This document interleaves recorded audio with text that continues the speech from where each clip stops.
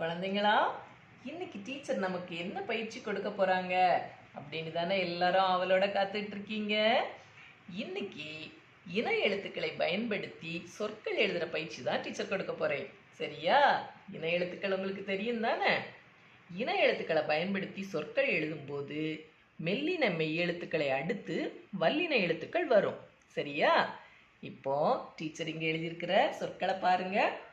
பொங்கல், பூங்காவனம், சங்கிலி, சங்கீதம், குங்குமம், நங்கூரம், பங்கெடுத்தல், எங்கே, புங்கை மரம், மரங்கொத்தி, செங்கோட்டை.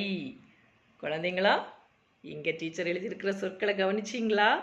காவரிசை எழுத்துக்கள் எல்லாம் இங்கே வந்திருக்குது. பார்த்தீங்களா? கவுன்ற எழுத்து மட்டும்தான் வரல, மற்ற எல்லா எழுத்துக்களும் வந்துடுச்சு. இதே மாதிரி நீங்களும் என்ன செய்ய போறீங்க? சொற்கள் எழுத போறீங்க. இந்த இன எழுத்தை மட்டும்தான் பயன்படுத்தி எழுதணும் அப்படின்றது இல்லை, பிற இன எழுத்துக்களையும் நீங்கள் பயன்படுத்தலாம். சரியா? எழுத முயற்சி பண்ணுறீங்களா?